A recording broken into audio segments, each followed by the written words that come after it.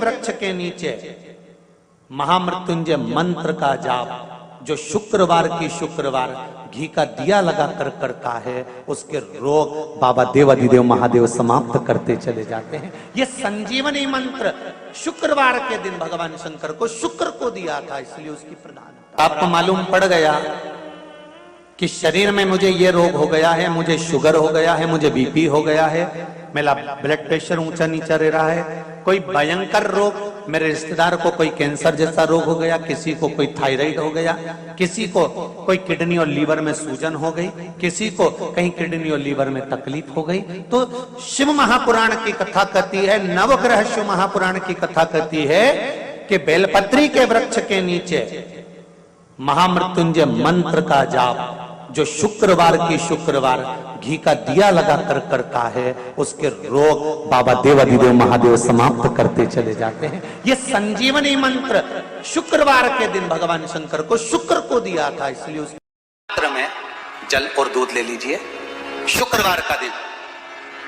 तो कहोगे गुरुजी ये कथा कहां से निकाल के लाए हो? तो विष्णु पुराण में से आप उसको स्मरण कर सकते हो। काय में से? विष्णु पुराण में से।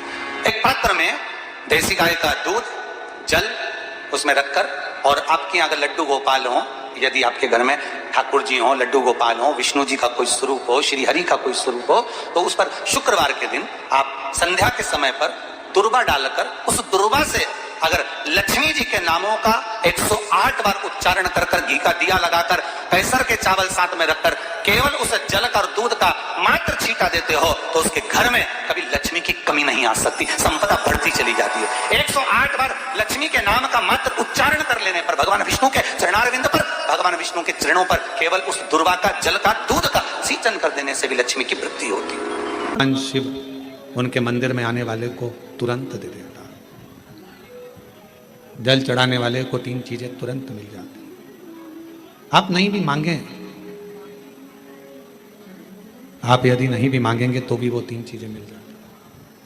पहले नंबर पर है शांति, दूसरे नंबर पर है दिशा, और तीसरे नंबर पर है सफलता। शांति, और बहुत जरूरी है मन की शांति। आप जब मन से भगवान देवाधिदेव महादेव के मंत्र का उच्चारण करते हैं, आप जब मन से भगवान शंकर के नाम का उच्चारण करते हैं, तब हृदय की शांति अपने आप आती है। इसलिए एक बार दिल से सब लोग पुकारेंगे, श्री शिवाय नमस्तुभ्यं, श्री शिवाय नमस्तुभ्यं। पति पत्नी में आपस में झगड़ा हो रहा हो, बहुत क्लेश रहता हो, बहुत ज्यादा, दोनों एक दूसरे का मुंह देखना पसंद ना करते, दोनों एक दूसरे के सामने ना आए, इतना क्रोध जिस पति पत्नी के आपस में रहता हो, अगर पत्नी एक सिंदूरा अगर शंकर जी के मंदिर से पार्वती जी को टच कर कर, पार्वती जी का स्पर्श कराकर सिंदूर उसमें भरकर उस सिंदूरे को अगर अपनी अलमारी में रख लेती है, जहां तैयार होती है उस अलमारी में रख ले, और भले वो मांग में लगा रही कि ना लगा रही, थोड़ा बहुत भी लगाया तो ठीक है, ना लगाए तो अलमारी में अगर रख भी ले, 20-22 दिन के अंदर हमको पत्र लिखकर बताना कि उसकी लड़ाई झगड़ा कम हुआ कि नहीं हुआ, उसका आपस में मेल बढ़ा कि नहीं। तो एक प्रैक्टिकल करके देखना कि सियोर वाला महाराज कहीं झूठ तो बोल के नहीं चले। अगर छोटा सा शंकर जी का शिवलिंग है, छोटा सा शंकर भगवान का शिवलिंग है, या आपके घर में कुबरेश्वर धाम का कंकर है, और आपके घर में यदि शंकर भगवान का शिवलिंग है, या सीहोर का रुद्राक्ष हो, या शंकर भगवान का शिवलिंग हो, या कंकर शंकर हो, तो निवेदन है जहां पर भी शिवलिंग आपके घर में विराजमान है, अगर छोटी सी कटोरी में एक बेलपत्र को आप नीचे रखिए, छोटी सी कटोरी उस बेलपत्र के ऊपर रखकर उसमें थोड़ा सा मधु, शहद, शंकर भगवान की साक्षी में शिव जी के सामने अगर शुक्रवार की शुक्रवार रखना प्रारंभ कर दो, धीरे धीरे संपदा की वृद्धि अपने आप होना। आपको पहले भी कथा में कहा, इंद्रदेव ने यह बात सामने रखी थी ब्रह्मा जी से कि ब्रह्मदेव भगवान शंकर से कहो कम से कम सीधे बैठ जाएं। भगवान बोले हम नहीं बैठेंगे सीधे। तो पूछा क्यों? कि हमारा कोई बाप नहीं, हमारा कोई भाई नहीं, बारात कैसे देखेंगे? आगे से नंदी देखेगा, पीछे से हम देखेंगे। इसलिए नंदी पर उल्टे बैठे थे, शादी करने जा रहे थे, बिल्कुल उल्टे। सबसे अच्छी दिशा कौन सी होती है? 4 दिशा हैं, पूर्व, पश्चिम, उत्तर, दक्षिण। सबसे अच्छी दिशा कौन सी है? पूरब और पश्चिम को लोग मानते हैं। पूजन करने बैठते हैं तो कहाँ बैठते हैं? पूरब और पश्चिम में, ठीक है। पर शंकर उल्टे हैं, शिव उल्टे बैठे, इसलिए शिव आराधना कहां होती है? शंकर जी का जो जलाधारी है वो कहां है? उत्तर की ओर, उत्तर की ओर जलाधारी। शिव के भगत शंकर का पूजन करने बैठते हैं तो कहां बैठते हैं? दक्षिण की ओर। दक्षिण में भगत बैठता है, उत्तर की ओर जलाधारी रहती है। महाराज देखिए कितनी विचित्र लीला है। पंडित जी आपको पूजन करने बिठाएंगे तो कहेंगे पूरा पश्चिम में बैठो, पंडित जी अगर बिठाएंगे तो कहेंगे पूरा पश्चिम में बैठो। पर शंकर का अनुमोदन करने वाला, शिव का स्मरण करने वाला, शंकर की पूजन करने वाला, शंकर को जल चढ़ाने वाला, अगर वो पूरब में बैठकर चढ़ा रहा है, पश्चिम में बैठकर चढ़ा रहा है, उत्तर में बैठकर चढ़ा रहा है, उसका फल मात्र 25% है। और शंकर को अगर दक्षिण में बैठकर उत्तर की ओर मुख कर जल चढ़ा रहा है तो उसका पुण्य 1000% है महाराज। उसका पुण्य आनंद में प्राप्त हो जाता है, उसको कम नहीं हो सकता, वो बढ़ता, उसमें कमता नहीं रहती। एक प्रैक्टिकल करके देखना, छोटा सा प्रैक्टिकल, छोटा सा है। मान लो किसी व्यक्ति को बहुत तेज बुखार आ रहा है, ठीक है, बहुत तेज बुखार है, कोई बच्चा है, कोई बड़ा है, और उसको बहुत तेज बुखार आ रहा है, बहुत तेज। अब आज के जमाने में बुखार कोरोना के चक्कर में भी है, वो भी ध्यान रखना हो। पर मान लो किसी व्यक्ति को बुखार बहुत तेज आ रहा है और बच्चा तप भी बहुत रहा है, 1 लोटा पानी महाराज लेकर जाइए, उल्टे हाथ में उस कलश को रखिएगा, सीधे हाथ से उस कलश के ऊपर हाथ रखकर लेकर ऐसे कैसे ही मंदिर में चले जाओ शंकर जी के। दक्षिण की ओर खड़े हो, उत्तर की ओर मुख करो, एक पात्र भी लेकर जाओ, उस पात्र को जहां से पानी गिरता है वहां रख दीजिए और उस पानी को शंकर जी को चढ़ा दीजिए। उस पानी को लेकर जाओ, एक बाल्टी में डाल दो, दूसरा पानी उसमें भर लो, जिस व्यक्ति को बुखार आ रहा है उसको स्नान करा दो। 15 से 20 मिनट के बाद में, 20 मिनट भी जान दो, अगर आपको लगता है कि शरीर ठंडा हो गया, और आधे घंटे बाद उसको फिर आप टेम्परेचर नापेंगे, बुखार धीरे धीरे समाप्ति की ओर आ जाएगा, बुखार टिकेगा नहीं उसके शरीर। एक बार लोहे से कहा, सोना लोहे से बोलता है, लोहा तू भी धातु मैं भी धातु, मैं सोना तू लोहा, तू भी धातु मैं भी धातु, मुझे भी अग्नि में तपाया जाता है, तुझे भी अग्नि में तपाया जाता है। सोना कहता है मुझे भी तपाकर कुछ बनाया जाता है, तुझे भी तपाकर कुछ बनाया जाता है। सोना लोहे से कहता है कि मुझे भी अग्नि में तपाया गया, तुझे भी अग्नि में तपाया गया, मैं भी धातु तू भी धातु, तुझे भी तपाया मुझे भी तपाया, तुझे भी कूटा मुझे भी कूटा। सोने ने लोहे से पूछा, पर एक बात बता रहे लोहा, मैं सोना जब कुटता हूं तो मैं आवाज नहीं करता, तू लोहा जब कुटता है तो आवाज क्यों करता? मैं कुटता हूं तो आवाज नहीं करता। सोना कह रहा है मेरी आवाज नहीं निकलती। सुनार की दुकान के सामने से निकलना, सोने को कूटा जाता है तो उसमें आवाज नहीं आती। लोहार की दुकान के सामने से निकलना, लोहे को कूटा जाता है तो उसमें से आवाज आती है। सोने ने लोहे से पूछा कि मैं धातु तू धातु, मैं पीला तू काला, मुझे भी तपाया तुझे भी तपाया, अग्नि में मुझे भी डाला तुझे भी डाला, मुझे भी कूटा तुझे भी कूटा, मैं कुटा आवाज नहीं आई, पर लोहा तू कुटा तुझ में आवाज क्यों आई? तब लोहे ने कहा, सुन सोने, तुझे जो मार रहा है वो लोहे का हथौड़ा है, मुझे जो मार रहा है वो लोहे का हथौड़ा है। सोने तुझे लोहे का हथौड़ा मार रहा है ना, इसलिए तू चिल्ला नहीं रहा। मैं लोहा, और जब मुझे लोहे का हथौड़ा मारता है ना तो चीख रहा हूं। अपना अपने को चोट देता है तब चीख तो निकलती ही है। सोने का हथौड़ा अगर सोने को मारता तो चिल्लाता, लोहे का हथौड़ा लोहे को मारता है तो चीखता है। अपना अपने को गाली देता है, अपना अपनों को अपशब्द कहता है, अपना अपने को ताना देता है तो चीख निकलती है, बद्दुआ निकलती है, अपशब्द निकलते हैं। दूसरा सोने को लोहा मारेगा तो सोने को कोई फर्क नहीं पड़ता, दूसरा गाली देगा चल जाएगा, दूसरा अपशब्द कहेगा चल जाएगा, दूसरा ताने देगा चल जाएगा, पर कोई अपना अपने को अपशब्द कहे, अपना अपने को ताने दे, अपना अपने को आड़ा टेढ़ा कहे, ये नहीं चलता। भगवान देवादिदेव महादेव के साथ में हुआ क्या था, उनके ही ससुर ने उनको गाली दे दी थी, तुझे शमशान का निवास करना पड़ेगा, मेरा श्राप है शिव, तू शमशान में रहेगा। शंकर भगवान तो भी अलमस्त थे, उन्होंने कहा कोई बात नहीं, अच्छी जगह पे प्लाट मिला है, कोई कब्जा ही नहीं करेगा, उसमें क्या टेंशन। शिव जैसे प्रसन्न भाव में रहने वाला चाहिए, हर एक में अच्छा ही देखो, जितना आप अच्छा ढूंढोगे उतने अच्छा ही मिल जाएगी। दो माताएं बस में लड़ रही थी, सीट एक थी, बैठने के लिए दोनों लड़ रही, वो बोली मैं बैठूंगी, वो बोली मैं बैठूंगी। कंडक्टर आ गया, क्यों लड़ रही हो, मैं बैठूंगी, दूसरी बोली मैं बैठूंगी। कंडक्टर बोला तुम में जो ज्यादा उम्र वाली हो वो बैठ जाए। पूरे रास्ते दोनों खड़ी रही, बैठी नहीं, क्योंकि जो बैठेगी वो ज्यादा उम्र की, बैठी नहीं, दोनों खड़ी। पूरा रास्ता उन्होंने खड़ा खड़ा निकाल दिया, पर बैठी नहीं। कंडक्टर दोबारा आया, बैठो, अभी नहीं, मैं बैठू। तो कंडक्टर ने दूसरी से कहा बैठ जाओ, दिख रहा है तुझे, मेरी उम्र नजर आ रही है।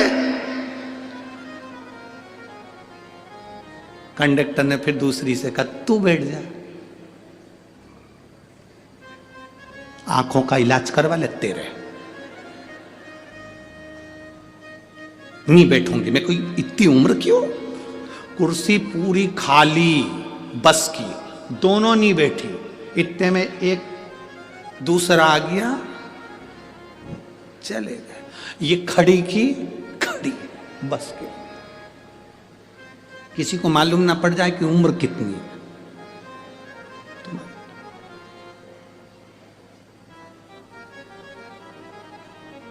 शिव जी को गाली देने वाला कोई दूसरा नहीं था, भगवान शंकर को गाली देने वाले उनके ससुर ही थे।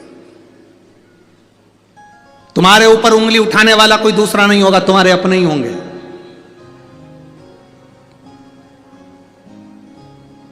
कोई दूसरा नहीं होगा, तुम्हारे अपने। वो लोग चिल्लाते ना, भैया जी संघर्ष करो हम तुम्हारे, अरे जम के तो बोलो, हम तुम्हारे साथ हैं, भैया जी संघर्ष करो हम तुम्हारे साथ हैं। अब इतनी तेज चिल्ला के करे संघर्ष करो हम तुम्हारे साथ हैं, अगर तुम साथ होते तो संघर्ष की जरूरत ही क्या पड़ती,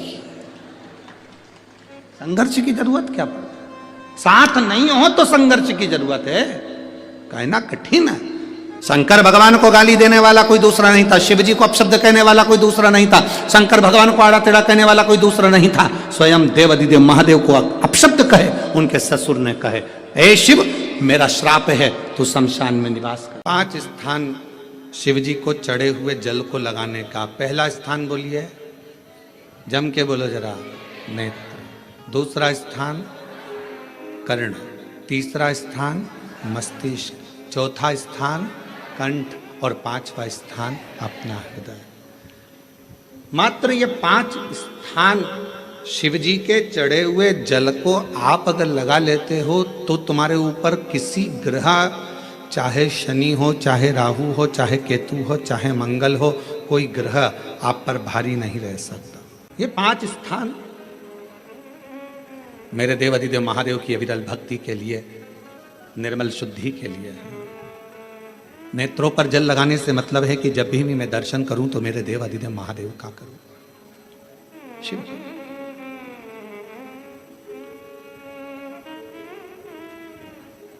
कंठ पर जल लगाने से मतलब है कि मेरे मुख से जो वाणी निकले, और मान लो मेरे मुख से कोई अपशब्द निकल गया तो किसी का बुरा ना हो जाए। कर्णों से जल लगाने से मतलब है कि मेरे कानों के माध्यम से जो शब्द मेरे अंदर जाएं वो मेरे जीवन का कल्याण करें। मस्तिष्क पर जल लगाने से मतलब है कि मेरे भगवान के चरण का जल, उनकी रज मेरे सिर पर चढ़ी रहे और मेरे जीवन में कभी अहंकार ना आए। हृदय पर जल लगाने से मतलब है कि मेरे हृदय में भगवान शंकर के चरणों का आभास नित्य प्रतीत है, हमेशा। ये 5 स्थान, जिस लड़की को, जिस लड़के को मंगल है, और ब्राह्मण देवता ने यदि आपको कहा कि इनको मंगल है, इसकी शादी में देरी हो रही है, मंगल के कारण अगर शादी रुक रही है, देरी हो रही है, विवाह में देरी हो रही है, तो उस बेटी और बेटे को 3 महीना लगातार शिवजी पे चढ़े हुए जल को इन 5 स्थान पर लगाना प्रारंभ कर दे। 3 महीने के बाद वो खुद कहेगा कि हाँ, हमारा संबंध जम गया, हमें मंगल से कोई दोष नहीं लगा। स्वयं शिव कृपा करते हैं। फूल को धोया कभी नहीं जाता, जैसे डाली पे से फूल टूट के आया तुम भगवान को चढ़ाओ, पर फूल को घर में लाने के बाद तुम धोगे, पानी छीट कर साफ करोगे और फिर भगवान को चढ़ाओगे, तो समझ लेना फूल भगवान स्वीकार नहीं करेगा। फालतू की बात। जैसा है वैसा देव, तुम्हारे जैसे नहीं। नहाए तो खूब साबुन से मल मल कर, और मालूम पड़े मन रह गया बेकार, और सोचो कि भगवान कर ले स्वीकार, ये कभी नहीं हो सकता। फूल और मनुष्य एक जैसा होना चाहिए कि फूल जैसा दिया वैसा भगवान को दिया, इसमें स्नान नहीं कराना। उसी तरह मन भगवान ने जैसा दिया वैसा भगवान को प्रदान कर दो, वो उसका, इसमें दिखावा नहीं हो। भगवान गुरु जी, हम शंकर जी को क्या चढ़ाएं? हमने कहा जल चढ़ाओ, तो क्या जल लेने के लिए घर जाना पड़ता है, तो फिर हमारे पास तो वो भी लेने के लिए घर पर से हमारे पास पात्र नहीं, हम क्या करें? हमने कहा शंकर के मंदिर चली जा, 3 बार ताली बजा दे। उसने कहा ताली भी नहीं बजाए तो हमने कहा मुख से बम बम बोले बोल दे, उतना ही बोल। वो भी ना बने तो मुस्कुराकर शिव को निहार लो, मुस्कुराकर शंकर को निहार। अब हमारी आदत क्या हो गई? मार्केट में सीताफल बिक रहा है, मार्केट में गन्ना बिक रहा है, मार्केट में बहुत सारी पूजन की सामग्री बिक रही है। हमारे मन में आया, हमने किसी को खरीदते हुए देखा था सीताफल, मतलब लक्ष्मी जी को सीताफल भी चढ़ाना चाहिए। हमने उसको खरीदते हुए गन्ना देखा, मतलब गन्ना भी चढ़ाना चाहिए। लक्ष्मी जी को मैंने खरीदते हुए ये देखा, मतलब ये भी चढ़ाना चाहिए। लक्ष्मी जी को मैंने चढ़ाते हुए लोगों से सोने के सिक्के देखे, मतलब ये भी चढ़ाना चाहिए। मैंने लक्ष्मी जी को चढ़ाते हुए चांदी के सिक्के देखे, मतलब ये भी चढ़ाना चाहिए। मैंने लक्ष्मी जी को चढ़ाने के लिए ये देखा, वो भी चढ़ाना चाहिए। घर में सामर्थ्यता नहीं है और कर जा कर तुम सामान लेकर माता लक्ष्मी को चढ़ाओ, लक्ष्मी जी कभी प्रसन्न नहीं होगी। लक्ष्मी कहती है कि तेरे दिल से तू मुझे जैसा रिझा सकता है वैसे रिझाना। अगर तू केवल दीप लगा देगा ना, उतने में मैं भी खुश हो जाऊंगी और तेरा भंडार भर कर चली जाऊंगी। बहन भाई को तिलक करती है, माथे पर तिलक लगाने के बाद में चावल लगाती कि नहीं लगाती? बोलो, जम के बोलो जरा। लगाती है? बोलते जाओ जरा। लगाती है, ठीक है। मंदिर में आप पूजन कर रहे हो, घर में कोई अनुष्ठान कर रहे हो, पंडित जी तुम्हारे मस्तक पर तिलक करते हैं तो चावल लगाते कि नहीं लगाते? बोलो बोलो, जम के बोलो। लगाते हैं। तुम्हारे घर में शादी ब्याह होता है तो तिलक करा जाता है तो चावल लगाया जाता कि नहीं लगाया जाता? लगाया जाता। सब समय पर चावल, मस्तक पर कंकु का तिलक, चंदन का तिलक, जो भी तिलक तुम्हारे मस्तक पर लगा है, कोई अगर लगाएगा शुभ कार्य में तो चावल जरूर लगाएगा। बस एक कार्य ऐसा होता है जिस समय पर मस्तक पर तिलक करा जाता है पर चावल नहीं लगाया जाता।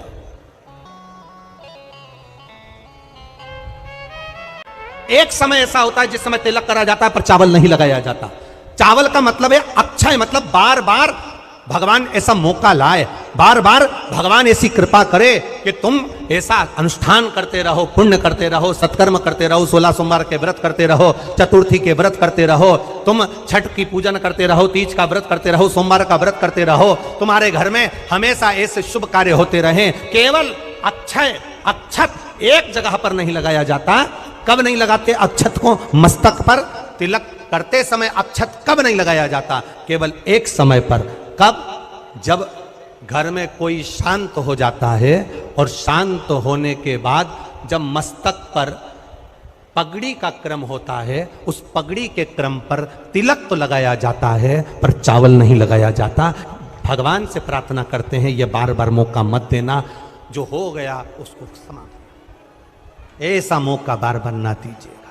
हाँ, पगड़ी पर से उठ गए, अच्छा काम करने के लिए मंदिर जा रहे हो, स्थान छोड़ने के बाद अब तिलक लगाओ और उसमें चावल ढेर सारा लगाओ, कोई मना नहीं। पर अक्षय, उस अक्षत की महत्वता को समझना कि उसको बारंबार प्राप्ति ना हो, ऐसे कार्य की प्राप्ति ना हो, अच्छे कार्य की प्राप्ति, श्रेष्ठ कार्य की प्राप्ति, शुभ कार्य की प्राप्ति।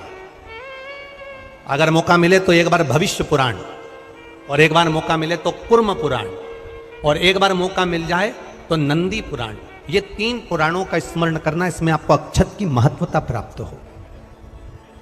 भविष्य पुराण, कुर्म पुराण और नंदी पुराण, इन 3 पुराणों में आपको अक्षत की महत्वता प्राप्त होगी कि चावल की महत्वता क्या है। एक चावल का दाना जब अशोक सुंदरी वाली जगह पर चढ़ाया जाता है, एक चावल का दाना अशोक सुंदरी वाली जगह पर चढ़ाया जानते ना हो,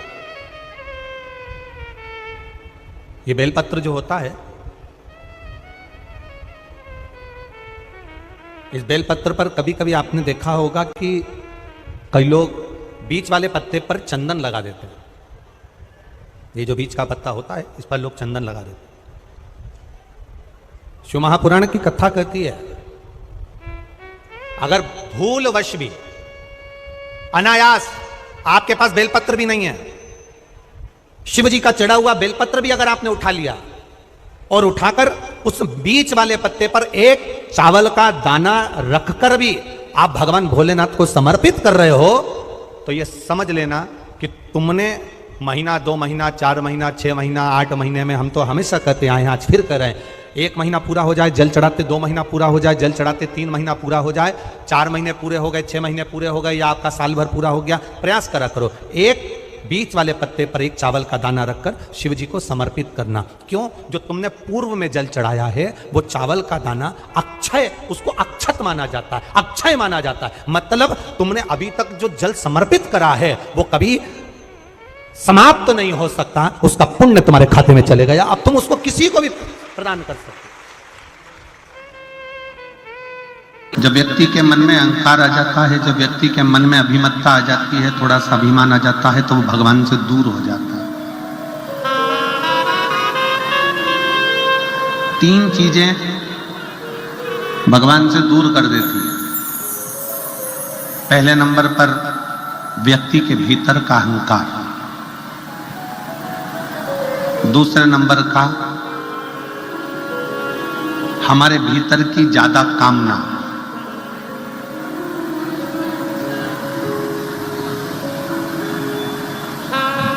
और तीसरे नंबर पर लोभ।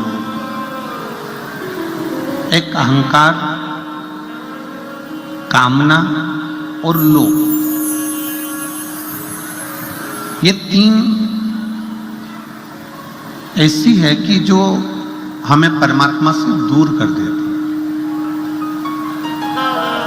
जैसे जैसे भीतर अहंकार आता चले जाता है, अभिमान बढ़ता चले जाता है, अभिमत्ता आती चली जाती है, वैसे वैसे परमात्मा दूर होते चले जाता है।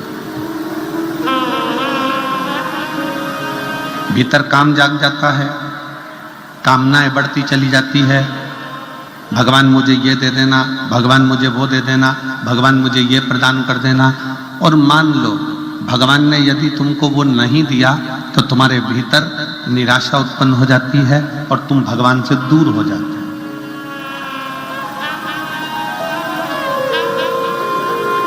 एक भीतर की ज्यादा कामना भी परमात्मा से दूर कर दे।